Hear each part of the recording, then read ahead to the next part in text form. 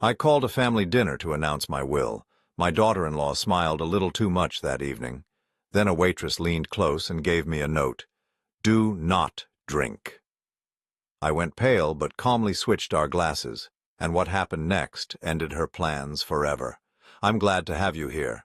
Follow my story until the end and comment the city you're watching from so I can see how far my story has reached. I never imagined that a simple family dinner would save my life. At 56, I thought I had seen everything, understood people well enough to spot their true intentions. But as I sat at the head of my mahogany dining table that Tuesday evening, watching my daughter-in-law Sandra pour wine with that strange smile of hers, I realized how wrong I had been. The crystal chandelier cast a warm glow over the room, the same room where my late wife Eleanor and I had hosted countless family gatherings. Tonight felt different, though. There was tension in the air, thick enough to cut with a knife. I had called this dinner for a specific purpose, to announce some important changes to my will. At my age, with my recent health scares, it seemed like the responsible thing to do. My son Marcus sat to my right, fidgeting with his napkin. He was 32 now, married to Sandra for 3 years, and while I loved him dearly, I couldn't shake the feeling that something had changed in him since the wedding. He used to visit weekly, just the two of us, talking about business, sports, life. Now every visit included Sandra, and our conversations had become stilted, formal. Sandra herself was at the other end of the table, playing the perfect hostess. She was beautiful, I had to give her that. Blonde hair always perfectly styled, makeup flawless even for a family dinner. But tonight, something about her demeanor struck me as odd. She kept glancing at her watch, and every time I mentioned the will, her smile grew wider, more intense. "Dad, you really don't need to worry about all this legal stuff right now," Marcus said, cutting into his steak. "You're healthy, you've got years ahead of you." I almost laughed at the irony. Healthy? For the past 6 months I'd been battling a series of mysterious symptoms that had doctors scratching their heads. Fatigue, nausea, moments of confusion that came and went like fog. Some days I felt like I was aging 10 years in 24 hours. "Actually, son, that's exactly why we need to discuss this," I replied, watching Sandra's reaction carefully. "These health issues I've been having, they've made me realize I need to get my affairs in order sooner rather than later." Sandra leaned forward slightly, her green eyes bright with what I initially mistook for concern. "Oh, Alan, don't say things like that. You're going to be fine. The doctors said it might just be stress, right?" She was right about what the doctors had said, but something in her tone bothered me. There was an eagerness there, barely concealed beneath her sympathetic words. I had built my construction company from nothing, learned to read people in boardrooms and job sites alike. This felt wrong. "Well, regardless," I continued, "I've been thinking about making some changes, significant changes." Sandra's hand tightened around her wine glass. "What kind of changes?" Marcus looked between us, clearly uncomfortable with the direction of the conversation. "Dad, maybe we should talk about this another time. Sandra's been planning this dinner all week." That caught my attention. Sandra had been planning this dinner. I thought I had called it. But as I replayed the conversation from the previous weekend, I realized she had been the one to suggest the date, the menu, even the wine selection. She had orchestrated this entire evening. "No, it's fine," Sandra said quickly, that smile never leaving her face. "I think it's wonderful that Alan wants to share his plans with family. We're all here for you, whatever you decide." The way she said, "whatever you decide," sent a chill down my spine. It was too accommodating, too eager. In my experience, people who stood to benefit from decisions were never this openly supportive unless they already knew something you didn't. I excused myself to use the bathroom, needing a moment to collect my thoughts.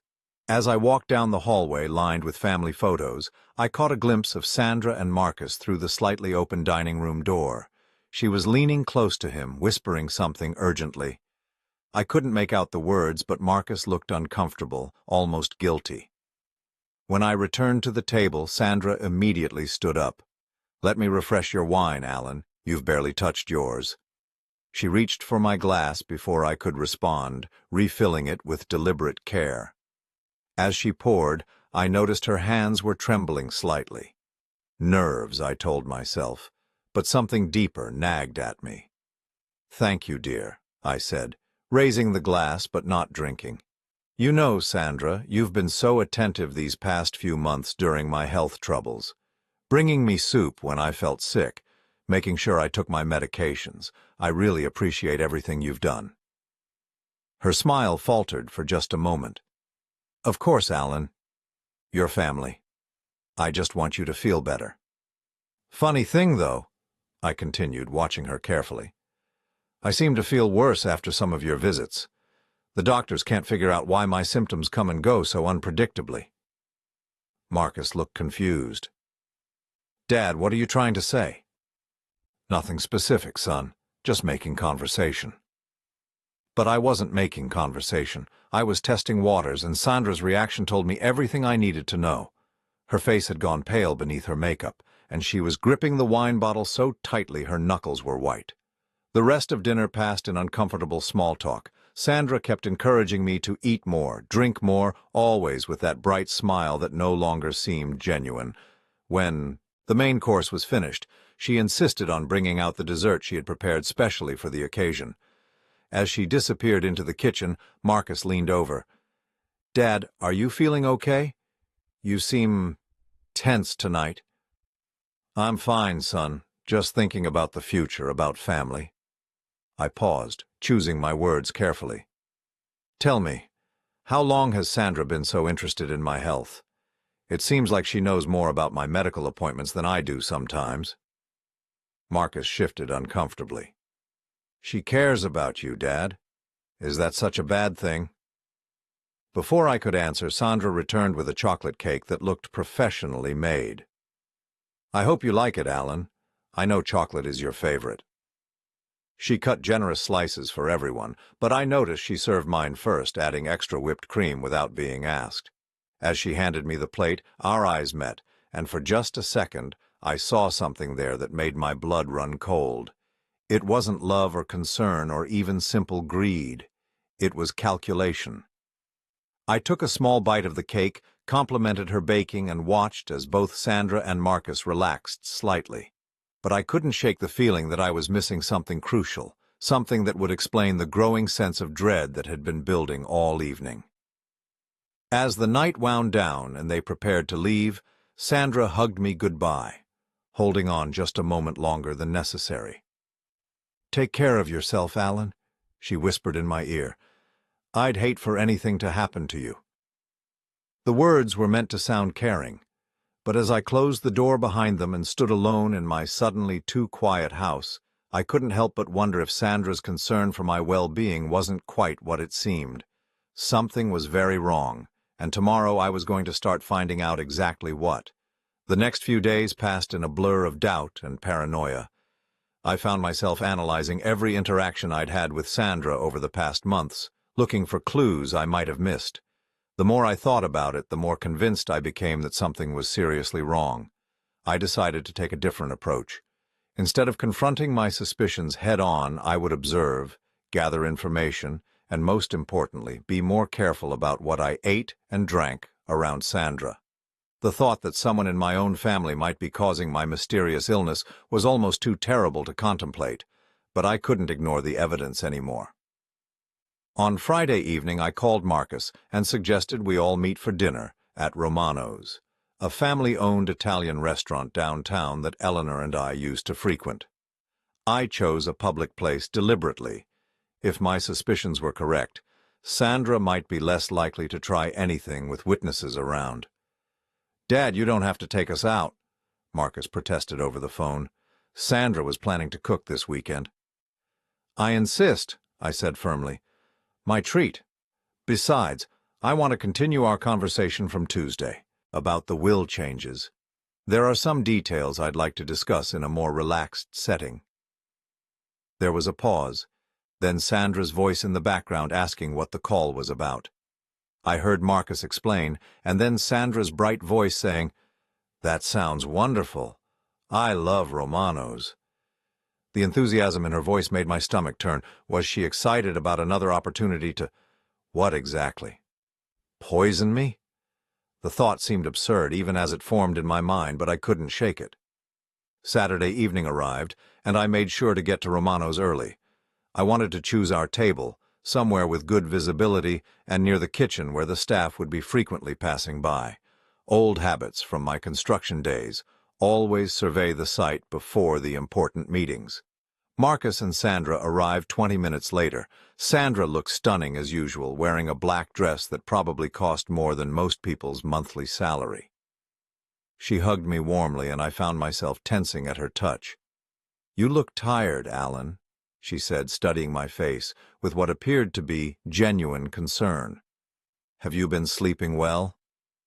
"About as well as can be expected," I replied carefully. "The symptoms come and go." We were seated at a corner table with burgundy leather banquettes. The restaurant was busy, filled with the comfortable chatter of families and couples enjoying their weekend evening. Our waitress was a young woman named Maria, who couldn't have been more than 25, with dark hair pulled back in a ponytail and tired eyes that suggested she was working her way through college. As we perused the menus, Sandra kept steering the conversation back to my health and my legal affairs. "So, Alan, you mentioned making changes to your will. Have you spoken with your lawyer yet?" "I have an appointment with Harold next week," I said, referring to Harold Brennan, who had been handling my legal affairs for over 15 years. "Just want to make sure everything is in order." Sandra nodded approvingly.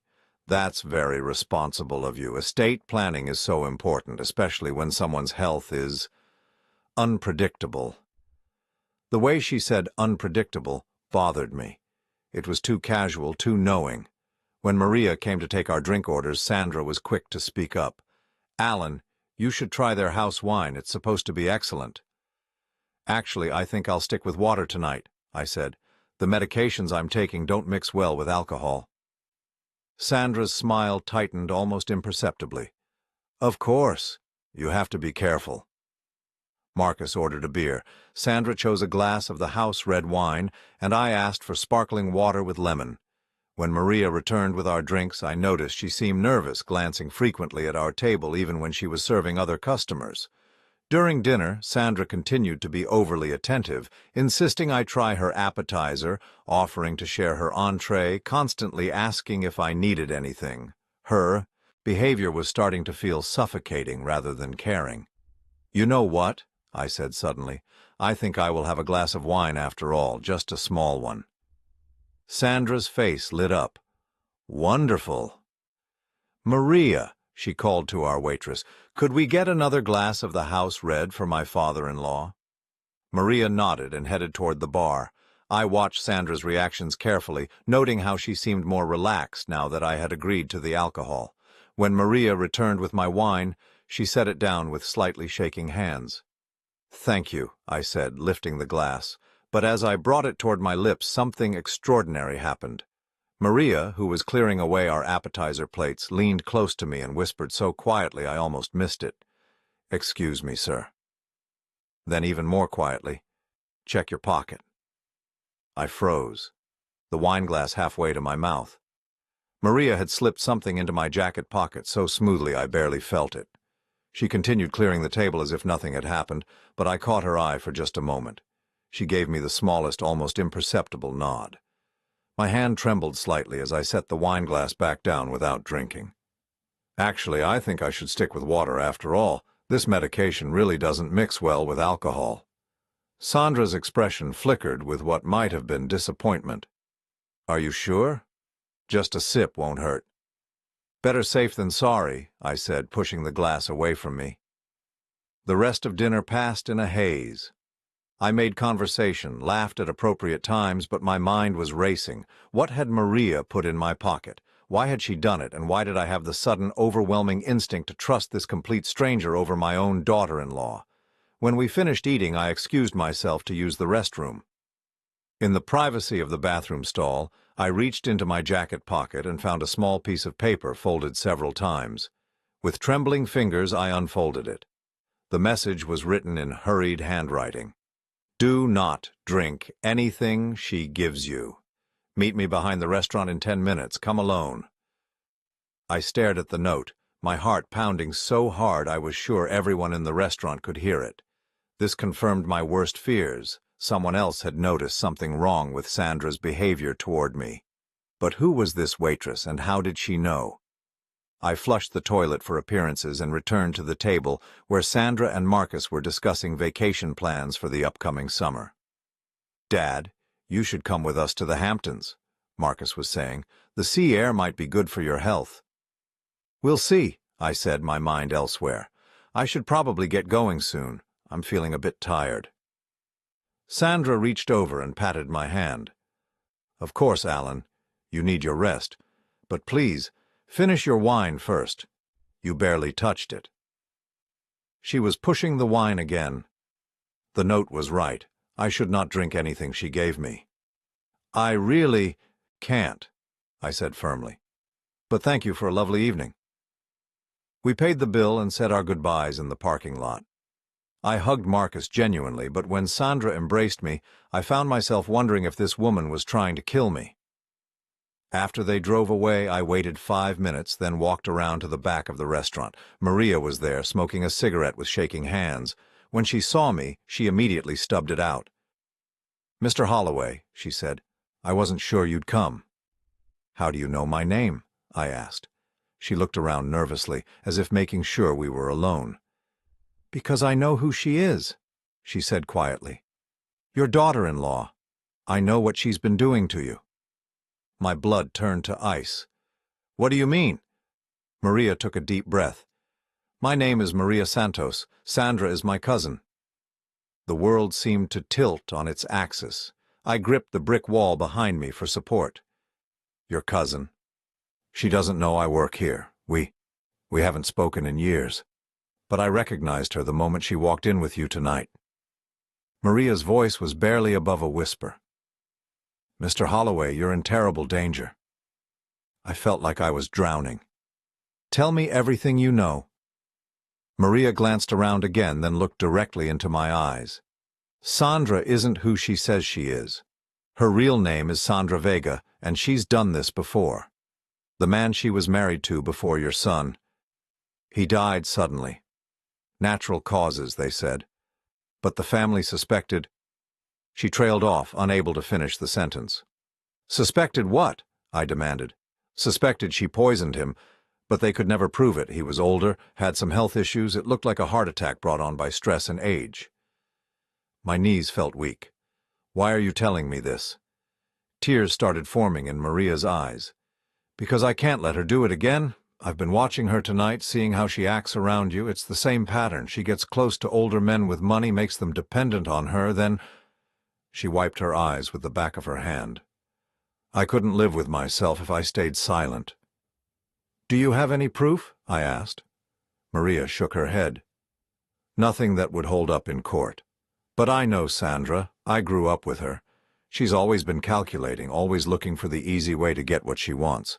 When I heard she had married again to someone with money—" She shuddered. How long do you think she's been doing this to me?" "Probably months," Maria said. "She's patient. She makes it look gradual, natural. Small doses of something that mimics common health problems in older men. Fatigue, confusion, nausea. Eventually it would look like a heart attack or stroke." I felt sick to my stomach, and not from any poison. My own daughter-in-law had been slowly killing me, and my son had no idea. "What should I do?" I asked. Maria reached into her apron pocket and pulled out a business card. "This is my friend's number. She's a nurse who works with poison control. She might be able to help you figure out what Sandra's been using and how to test for it." I took the card with numb fingers. "Thank you, Maria. You may have just saved my life." As I drove home that night, my mind was reeling with the implications of what I had learned.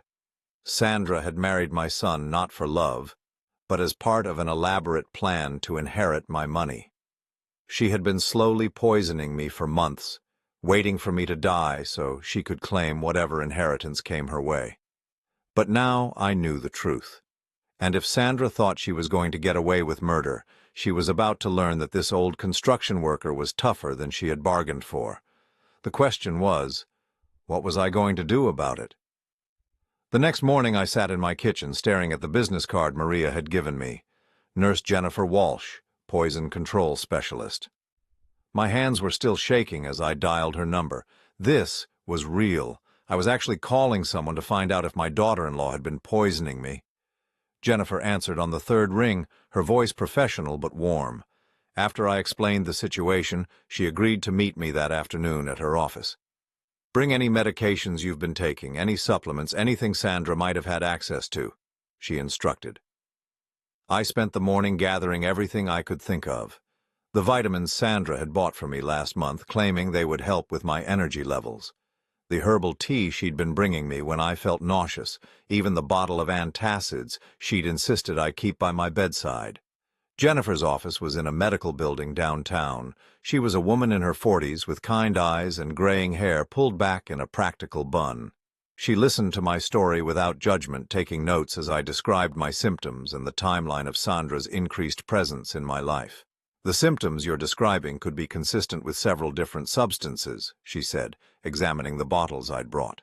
Arsenic is the classic choice because it's hard to detect and mimics natural illness, but there are others. Small doses of certain medications can cause similar effects. She held up the vitamin bottle Sandra had given me. Mind if I test these? 20 minutes later, she returned from her lab with a grim expression. Mr. Holloway, these vitamins have been tampered with. There are traces of digoxin, a heart medication that can be extremely dangerous in the wrong doses. Too much can cause nausea, confusion, fatigue, and eventually cardiac arrest. My worst fears were confirmed. Sandra had been poisoning me slowly, methodically, making it look like I was dying of natural causes related to age and stress. How long would this take to kill someone? I asked. Depends on the dosage and frequency. Based on what you've described, I'd say she's been giving you just enough to make you sick, maybe planning to increase the dose gradually. If you hadn't figured this out. She didn't need to finish the sentence. I thanked Jennifer and left her office feeling like I was walking through a nightmare. My phone rang as I was getting into my car. It was Marcus. Hey, Dad, Sandra wanted me to call and check on you. She said you seemed really tired last night at dinner. The irony was sickening. Sandra was checking on me to see how well her poison was working. I'm fine, son, I said, trying to keep my voice steady. Just taking things easy today. Good. Oh, and Sandra mentioned she'd like to bring you some homemade soup this afternoon. She's worried you're not eating enough. More poison, delivered with a smile and a concerned expression. That's very thoughtful of her, but I'm actually feeling much better today. Maybe another time. There was a pause.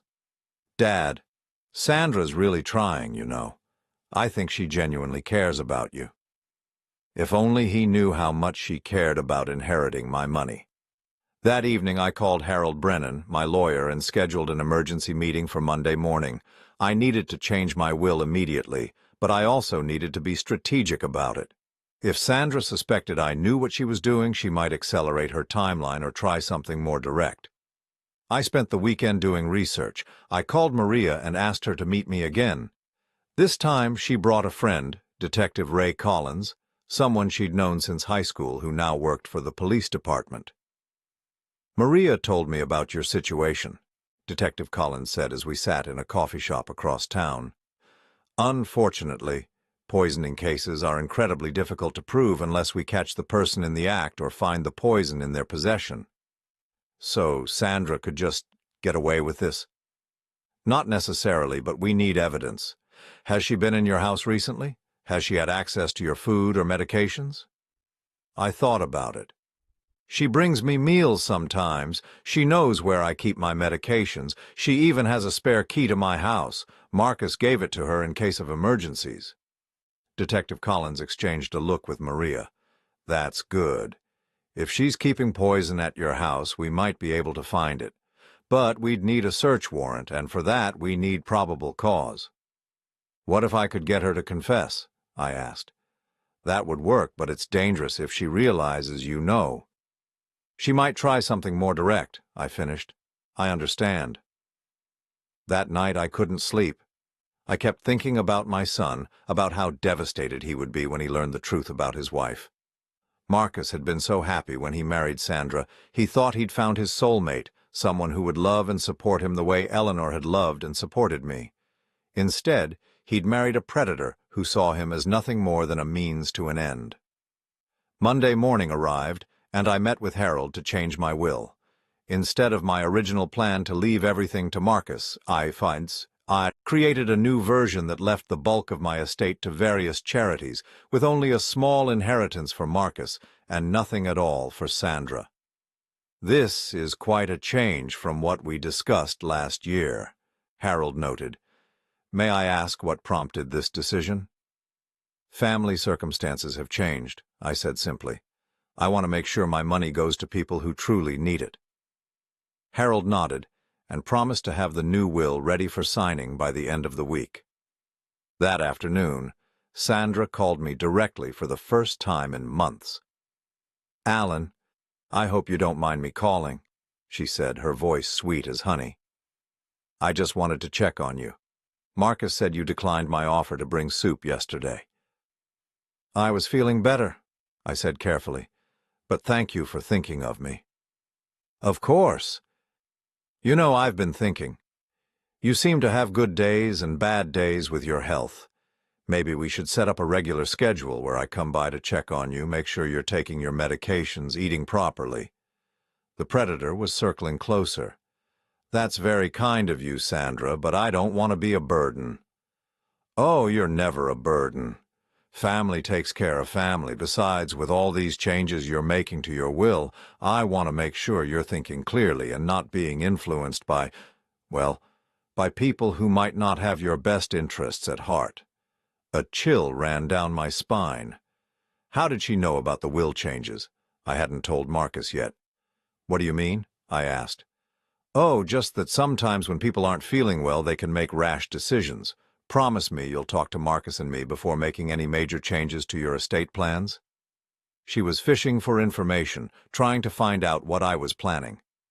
This confirmed what I already suspected. Sandra wasn't just trying to kill me for whatever inheritance might come her way. She was expecting a substantial payout. "Of course," I lied smoothly. "Family should be involved in these decisions." "Wonderful. I'll come by tomorrow afternoon to check on you. I'll bring some of that herbal tea you like so much." After she hung up, I sat staring at the phone. The herbal tea I liked so much. The same tea that made me feel worse every time I drank it. Sandra was planning to bring me another dose of poison, and she expected me to drink it willingly. But this time, I had a different plan. I called Detective Collins and explained Sandra's visit for the next day. He listened carefully, then outlined a strategy. "We'll have officers positioned nearby," he said. "If you can get her to reveal information about what she's been giving you, we'll have what we need for an arrest warrant." "And if she doesn't confess?" "Then we'll need to find another way. But based on what you've told me about her behavior, I think her confidence is making her careless. People like Sandra often can't resist the opportunity to gloat once they think they've won." That night, I called my son. I needed to hear his voice, maybe for the last time before his world came crashing down around him. "Hey, Dad, how are you feeling?" "Better, actually. Much better." And for the first time in months, that was true. Knowing what was wrong with me, knowing I wasn't actually dying of some mysterious illness, had given me a strength I hadn't felt in a long time. "That's great to hear. Sandra will be so relieved. She's been really worried about you." "I'm sure she has," I said, the irony lost on my son. "Marcus, I want you to know that I love you. Whatever happens, remember that everything I've ever done has been because I love you and want what's best for you." There was a pause. "Dad, you're starting to worry me. Is everything okay?" "Everything's going to be fine, son. I promise." As I hung up the phone, I realized I was about to embark on the most dangerous gamble of my life. Tomorrow I would face my would-be killer and try to get her to confess to attempted murder. If I succeeded, Sandra would be arrested, and my son would learn the horrible truth about his wife. If I failed, I might not live to see another sunset. But I was done being a victim. Sandra had picked the wrong man to try to murder, and tomorrow she was going to find out exactly what kind of fighter this old construction worker could be. The only question now was whether I was strong enough to see this through to the end. The next morning I woke up with a clarity I hadn't felt in months. Knowing the truth about my illness had lifted a weight from my shoulders, but it had also filled me with a cold, calculating anger. Sandra thought she was clever, thought she had found an easy mark in a sick old man. She was about to learn how wrong she was. Detective Collins called at 9 in the morning to confirm the plan. "We'll have undercover officers positioned across the street and in the house next door. Mrs. Patterson has agreed to let us use her place. You'll be wearing a wire, and we'll be monitoring everything." What if Sandra notices something? What if she gets suspicious?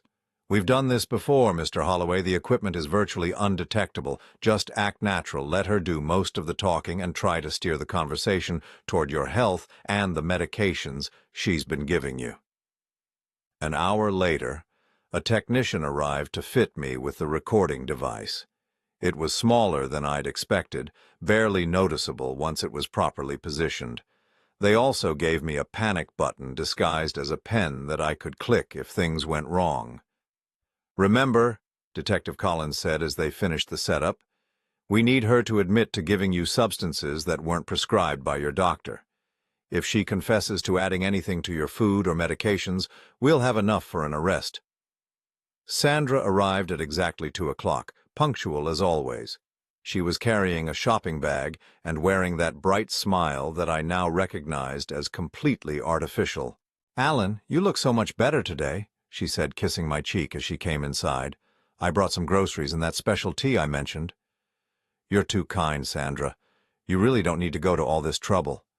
"Nonsense, it's my pleasure. Besides, I know how much this tea helps with your stomach problems." She bustled into the kitchen, and I followed, watching as she unpacked her bag.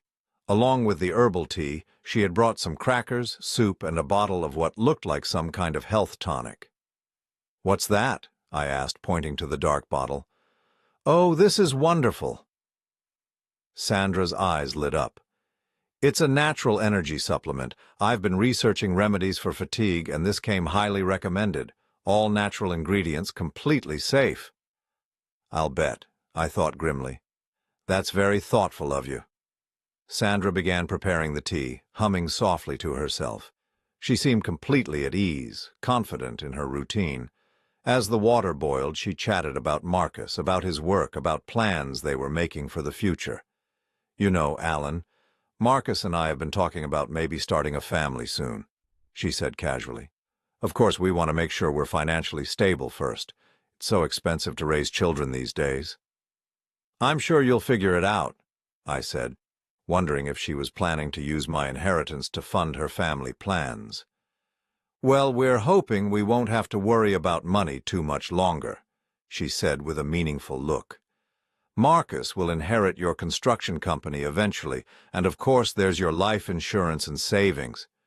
There it was, the first hint of her true motivations. "You and Marcus have discussed my financial situation?" Sandra blushed prettily, as if embarrassed by her own candor. "Oh, not in detail. It's just that Marcus worries about taking care of me if anything happened to him, and naturally he assumes that if something happened to you—" She trailed off, looking appropriately sad at the thought. "Of course," I said. "It's natural for a young couple to think about these things." The tea kettle whistled, and Sandra poured the hot water over the tea bag she'd placed in my favorite mug. I watched carefully as she prepared it, looking for any additional substances she might add. She stirred in honey and a squeeze of lemon, just the way I liked it. "There you go," she said, handing me the steaming mug. "This should help you feel better." I took the mug but didn't drink immediately. "Sandra, can I ask you something?" "Of course." "You've been so attentive to my health lately, bringing me vitamins, checking on my medications, making sure I eat properly. It means a lot, but I have to wonder, where did you learn so much about caring for someone with health problems?" Sandra's smile didn't waver, but something flickered in her eyes. "Oh, I've always been interested in natural health remedies.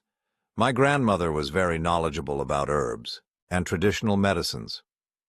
"Is that where you learned about the vitamins you brought me?" The ones that are supposed to help with energy? Exactly. Grandmother always said that modern medicine only treats symptoms, but natural remedies can heal the whole body. I nodded thoughtfully. You know, it's funny. I've been taking those vitamins for weeks now, but I haven't noticed much improvement. If anything, I sometimes feel worse after taking them. Sandra's hand tightened slightly around her own teacup. Well, natural remedies can take time to work, and sometimes people feel a bit worse before they feel better. It's called a healing crisis. A healing crisis? I repeated. I've never heard that term before. Oh yes, it's very common. When the body starts detoxifying, it can cause temporary symptoms, nausea, fatigue, confusion, but it means the treatment is working. I almost laughed at the audacity of it. She was describing the effects of the poison she'd been giving me and calling it a healing crisis. That's fascinating, I said. You seem to know so much about this. Have you studied it formally, or is it just a hobby? Just a personal interest, Sandra said quickly. I like to research things thoroughly before I recommend them to people I care about. I lifted the tea mug to my lips, pretending to take a sip while actually just letting the liquid touch my lips. This tea does taste different from what I usually drink. What kind is it exactly? It's a special blend, Sandra said, watching me intently. Chamomile, ginger, and a few other herbs that are good for digestion. I had it specially made at that health food store downtown. Which herbs, exactly? I pressed. I'm curious about what I'm putting in my body, especially with all the medications I'm taking. Sandra waved her hand dismissively. Oh, just natural things. Nothing that would interfere with your prescriptions. I made sure of that.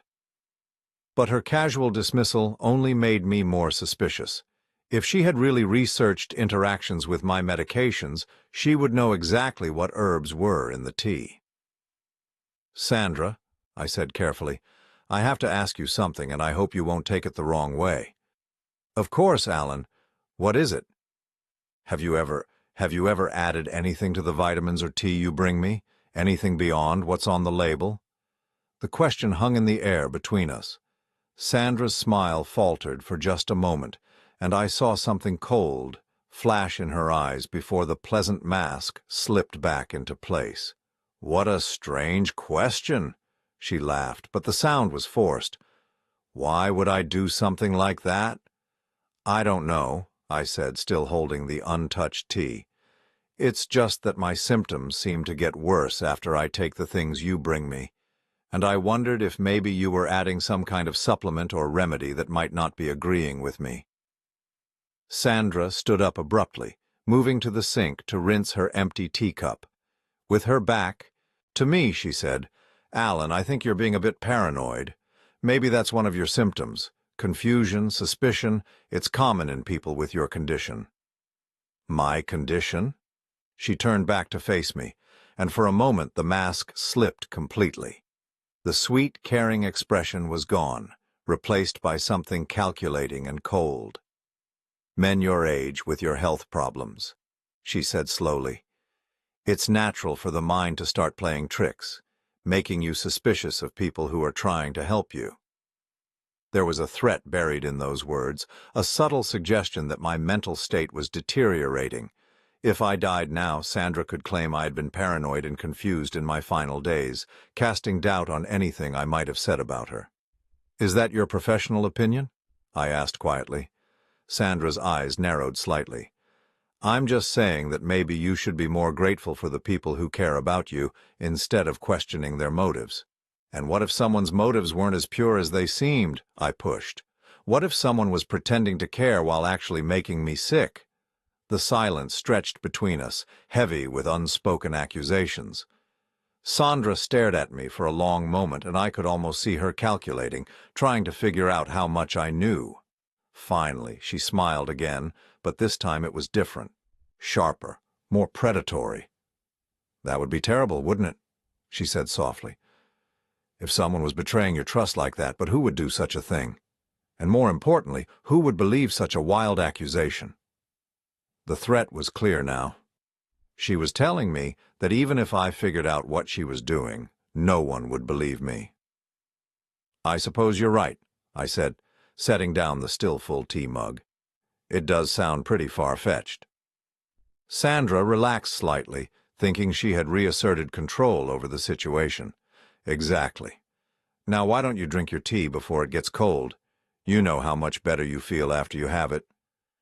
"Actually, I'm not feeling very thirsty right now," I said.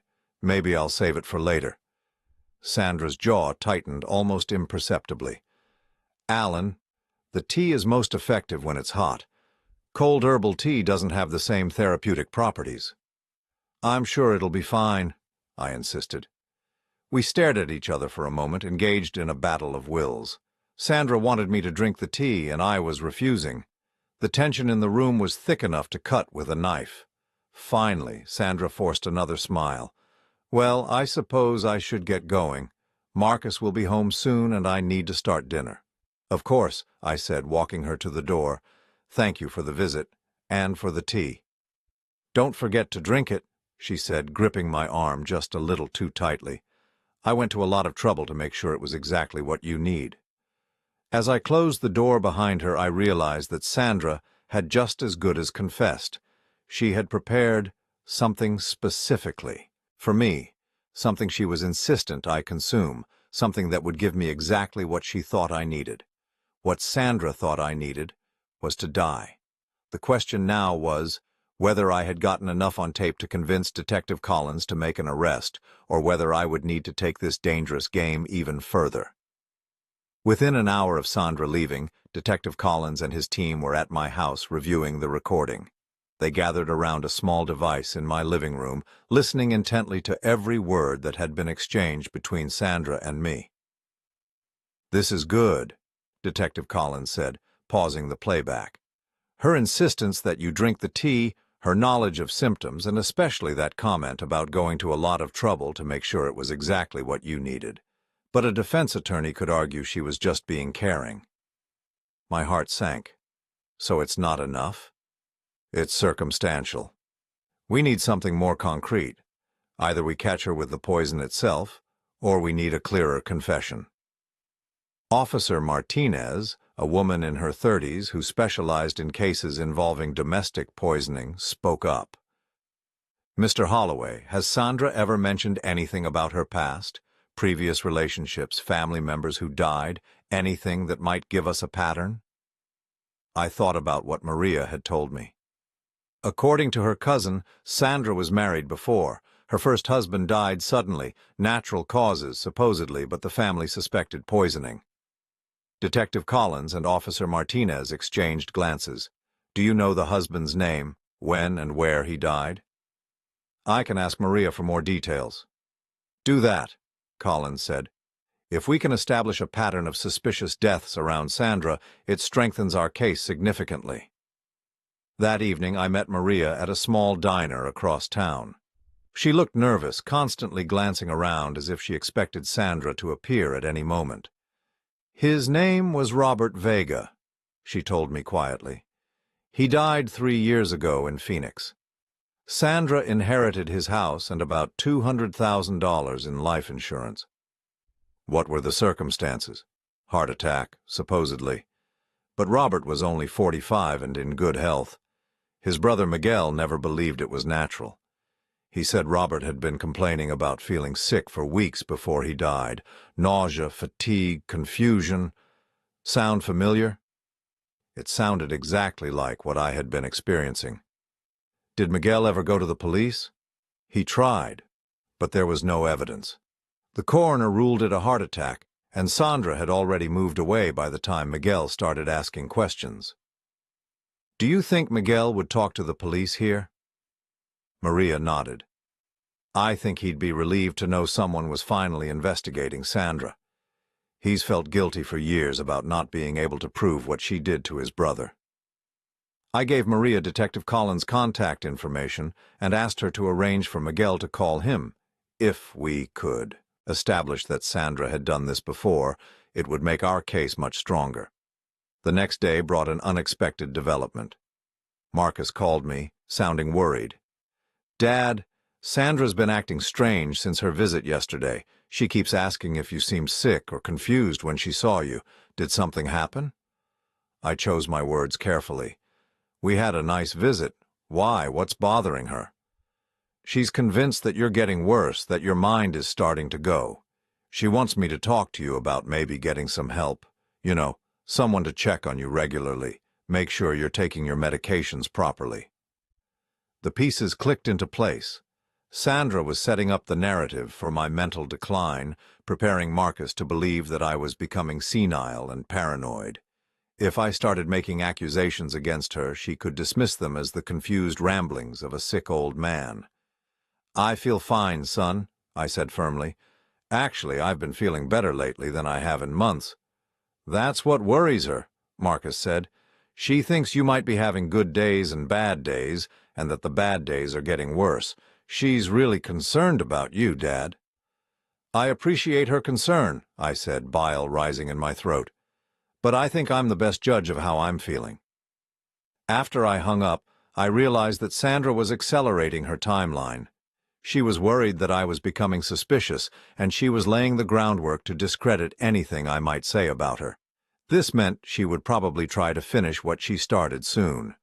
Detective Collins called that afternoon with news.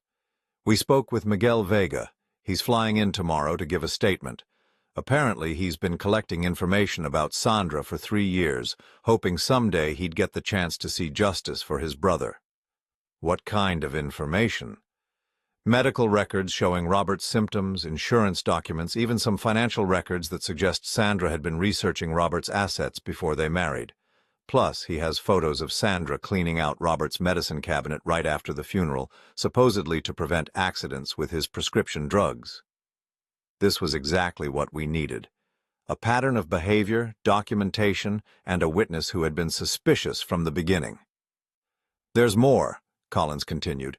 We ran a background check on Sandra. Her real name is Sandra Elena Vargas, and she's been married 4 times.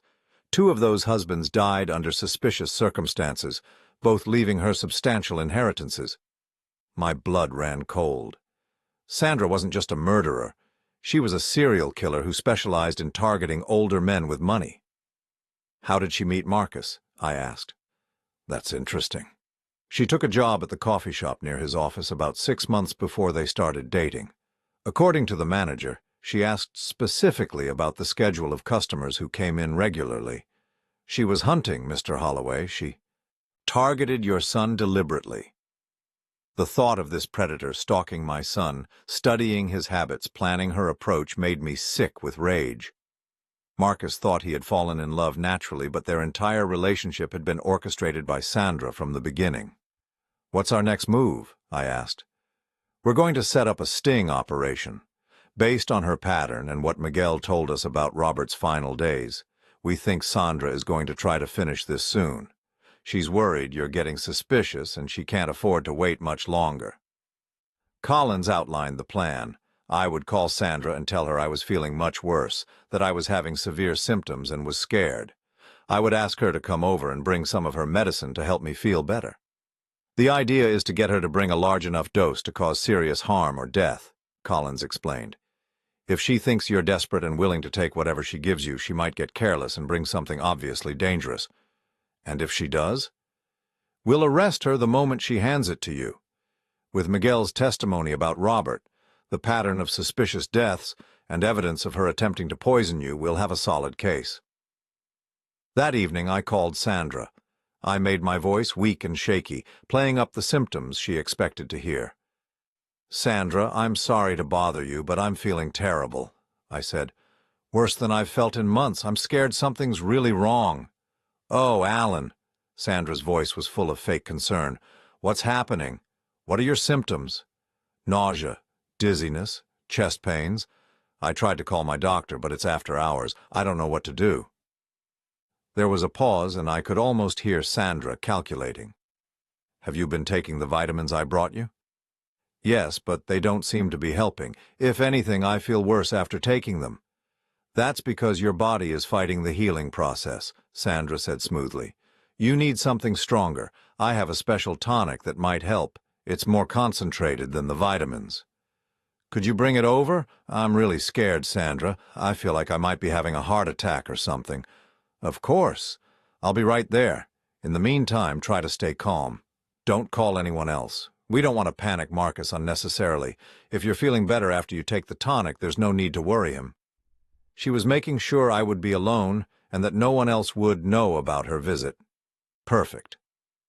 Thank you, Sandra. I don't know what I'd do without you. That's what family is for, she said, and I could hear the satisfaction in her voice. I'll be there in 20 minutes. After I hung up, Detective Collins and his team took their positions. This time, there would be officers actually inside the house, hidden in the basement and upstairs bedroom.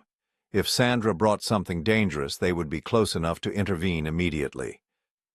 I sat in my living room, waiting for my daughter-in-law to arrive, with what she hoped would be my final dose of medicine. My hands were steady now, my mind clear.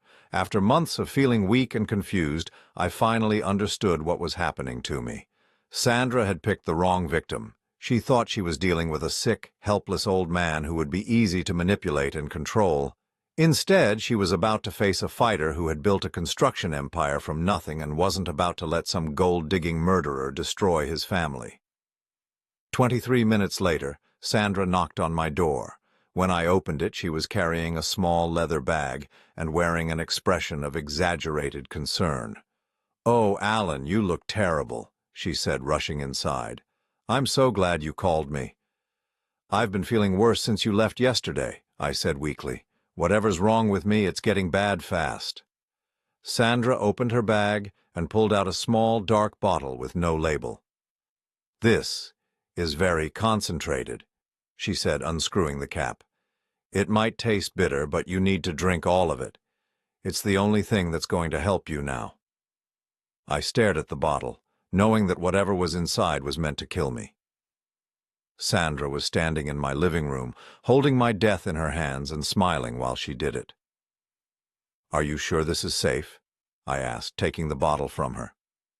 "Absolutely," Sandra said, her eyes bright with anticipation. "Just drink it down quickly, it works fast." I lifted the bottle to my lips and Sandra leaned forward slightly, watching intently. That's when Detective Collins and his team burst through the front and back doors simultaneously. "Police! Nobody move!" Sandra spun around, her face going white with shock. The bottle slipped from my hands and shattered on the hardwood floor, its contents spreading in a dark stain across the wood.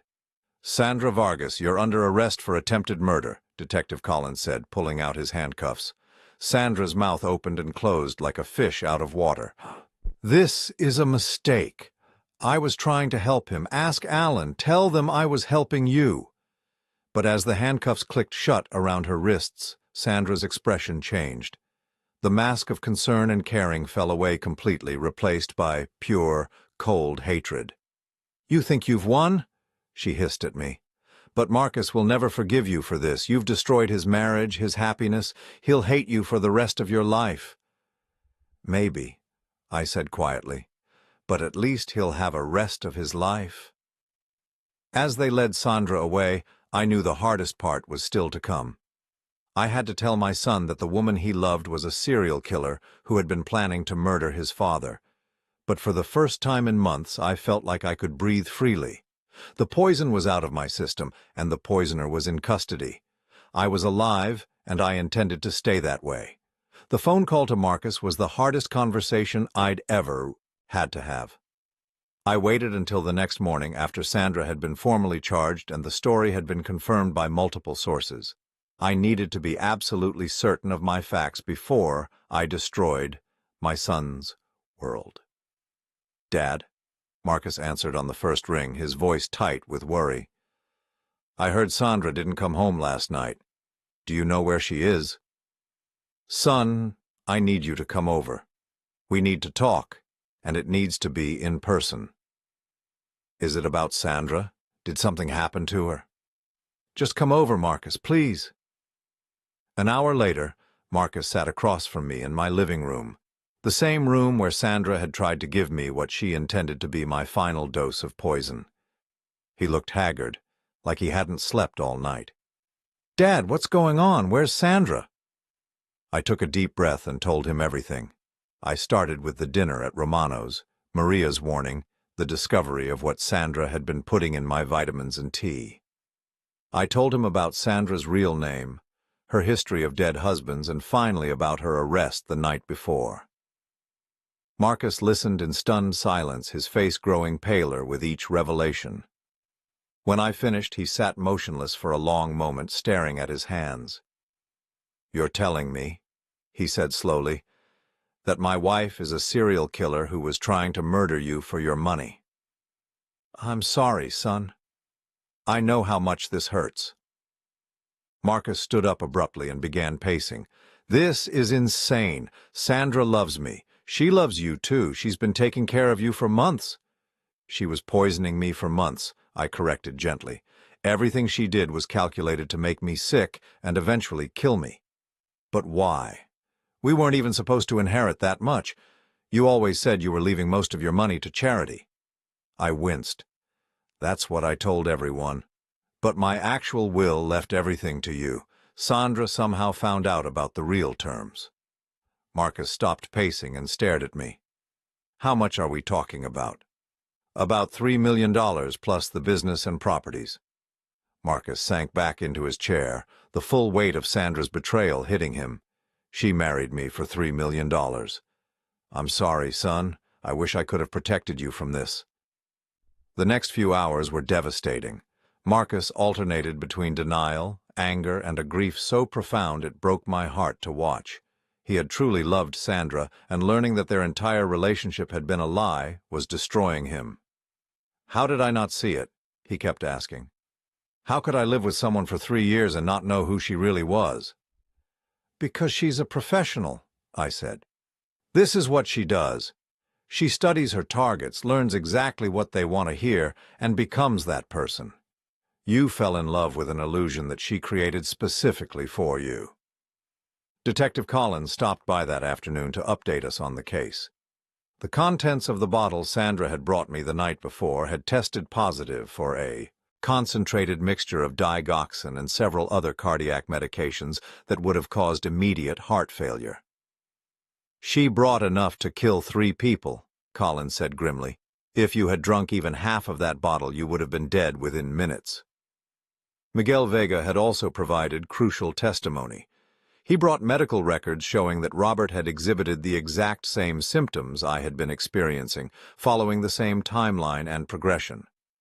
"We've also been in contact with police departments in 2 other cities where Sandra's previous husbands died," Collins continued. "They're reopening those cases based on the evidence we've gathered here." "How many people do you think she's killed?" Marcus asked, his voice hollow. "We may never know for sure," Collins admitted, "but based on her pattern and the financial records we've found, we suspect at least 4 or 5 victims over the past 10 years. The thought that Sandra had been perfecting her method on other families, other sons who had lost their fathers to her greed, made me sick with rage. At least now she would never hurt anyone again. Sandra's trial took place 8 months later. I testified about my symptoms, the vitamins and tea she had given me, and the final night when she had brought the concentrated poison. Miguel testified about his brother Robert's death and Sandra's suspicious behavior afterward. The most damaging testimony came from forensic accountants who had analyzed Sandra's finances. They showed a clear pattern. She would research wealthy men, engineer meetings with them or their children, establish relationships, and then systematically poison them while positioning herself to inherit their assets. She had been married 6 times, not 4 as we initially thought. 2 husbands had divorced her before she could complete her plans, but 4 had died under suspicious circumstances. The insurance payouts and inheritances totaled over $8 million. Sandra showed no remorse throughout the trial. She maintained her innocence, claiming she was a caring woman who had been framed by paranoid men who couldn't accept a strong, independent female in their lives. She even suggested that I had poisoned myself to frame her because I disapproved of my son's marriage. The jury deliberated for less than 3 hours. Sandra Elena Vargas was found guilty of attempted murder, conspiracy to commit murder, and fraud. Because of the multiple victims and the premeditated nature of her crimes, she was sentenced to life in prison without the possibility of parole. As they led her away in handcuffs, Sandra looked directly at me. There was no fake smile this time, no pretense of caring, just cold, calculating hatred. "You think you've won," she mouthed silently, "but you've destroyed your son's life." I stared back at her, unmoved. She was wrong. I hadn't destroyed Marcus's life. I had saved it, and more importantly, I had saved my own. The months following the trial were difficult for Marcus. He struggled with depression and guilt, blaming himself for not seeing Sandra's true nature. He went to therapy and gradually began to heal, but the experience had changed him fundamentally. "I don't think I'll ever trust my judgment about people again," he told me one evening as we sat on my back porch watching the sunset. "That's not necessarily a bad thing," I replied. "A little healthy skepticism never hurt anyone. Your mother used to say that people show you who they are if you pay attention. The key is learning to pay attention." "How did you know? What made you suspicious when I couldn't see it?" I thought about that question for a long time. Experience, maybe. Years of dealing with contractors who tried to cheat me, employees who stole from me, people who smiled to my face while planning to stab me in the back. But also, I think it was because Sandra wasn't trying to fool me. She was trying to kill me. It's easier to spot someone's true intentions when they're literally poisoning you. Marcus managed a small laugh. "I guess that's one way to develop good instincts about people." A year after Sandra's conviction, Marcus met someone new. Jennifer was a teacher, kind and genuine in a way that was completely different from Sandra's calculated charm. She knew about Sandra and what had happened, but she didn't let it define how she saw Marcus. "She's the real thing," Marcus told me when he brought her to dinner for the first time. "I can tell because she's not trying to impress me. She's just herself." Watching Marcus with Jennifer, seeing him slowly learn to trust again, was one of the most satisfying experiences of my life. Sandra had tried to destroy my family, but in the end, she had only made us stronger. As for me, my health improved dramatically once the poison was out of my system. The mysterious symptoms that had plagued me for months disappeared completely. I had energy again, clarity of thought, and most importantly, peace of mind. I made some changes to my will, real changes this time. I left a substantial sum to Marcus and Jennifer, enough to ensure their financial security without making them wealthy enough to attract another Sandra. The rest went to organizations that supported victims of domestic violence and financial fraud. I also set up a foundation in Eleanor's name to provide legal assistance to families who suspected their loved ones had been murdered but couldn't afford to investigate.